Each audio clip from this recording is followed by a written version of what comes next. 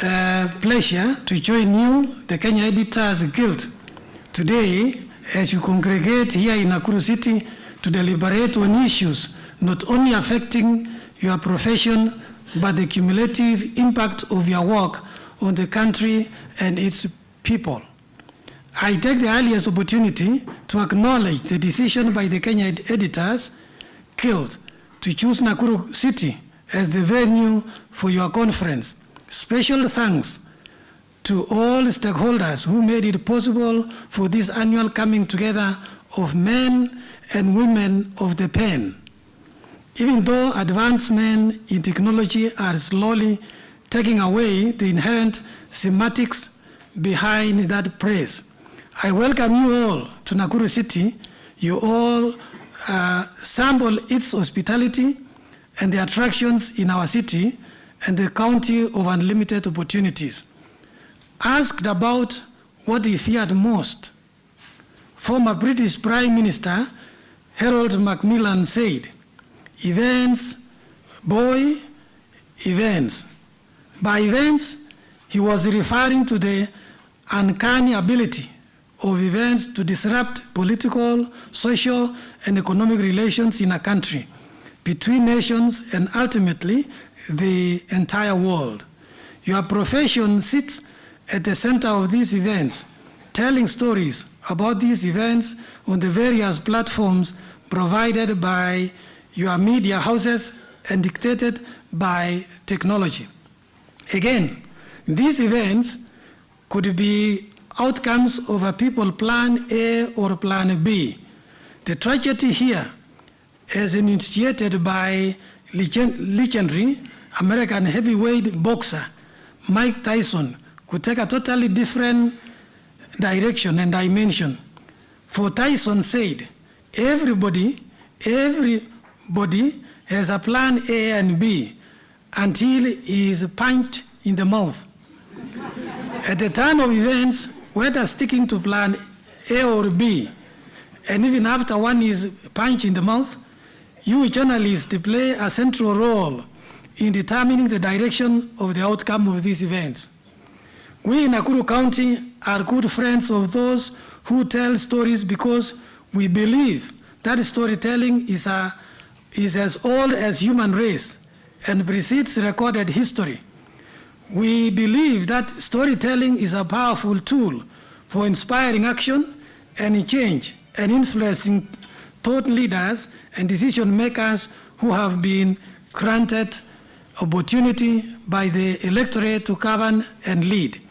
We have our doors open because we believe that by telling stories of what we are doing, the services we are providing, and the projects we are implementing, the people of Nakuru will know and join us in taking this county down the path of progress consequently.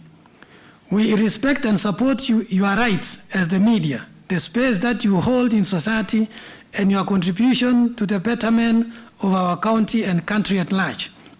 I agree with those who have argued, and rightly so, that the media is the mirror of modern society, that the media, a body of storytelling professionals, is equipped with specialized creative and technical skills with which they can turn the compelling stories into well-produced and high-quality content that captures people's interest and imagination. In essence, what are these compelling stories? To us, the compelling stories are those of needy children from poor families being awarded bursaries to access quality education, which at the end changes their lives. Compelling stories are those narrating the happiness of people of Wesekes in Subukia or Retinet in Kuresoi South, after we have constructed, equipped, and opened a health center at a stone throw distance. We take compelling stories as narrations of how our farmers' income has increased, giving them the economic power to educate their children, choose the meals they place on the table in their houses, and lifestyles arising from our interventions in agriculture. Equally, we define as compelling stories tales about the kilometers of road we have constructed and traveled, the number of people in settlements we have assisted to get title deeds, the happiness of our market women when we constructed ultra-modern markets for them, the gratification of our youth when we create jobs for them by attracting investors to Nakuru County and through ICT hubs, the appreciation of our aging generation when we construct homes and offer them care, the triumph of new technologies and services in our level 4 and level 5 hospitals, and the smiling faces of our children at ECTE centers, enjoying a whole meal under the UCI program. I can go on and on.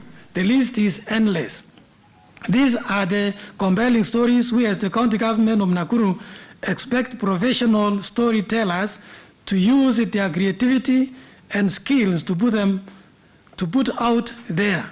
The themes of this conference, innovative storytelling for public goods, building trust and driving change in the digital age, says it all.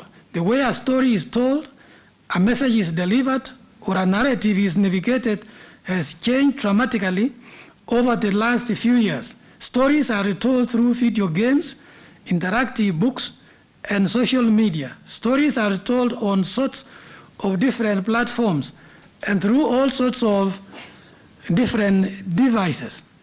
They are immersive, letting the user interact with the story and letting the user enter the story and shape it themselves. Therein, however, lies the danger and the most poignant challenge that we face at the moment, building trust. Building trust in the digital age is not just a necessity. How do you build trust in this digital age? We hold that transparency, social proof, authentic content, ethical practices, community engagement, continuous improvement, veracity, and evident reporting will go a long way to build trust of the public in storytelling in this digital age. The society is wiser, and with technology, many are distortions of reality that are being fed to the public. And it's time for the storytellers to stand up and be counted by building trust, not only with the governments, but with the people they write for. In conclusion, technology has had a profound impact on storytelling. It has revitalized the accessibility, distribution, and engagement of stories. I expect that this conference will come up with the outcomes that will immensely contribute towards storytelling for the public good. Thank you.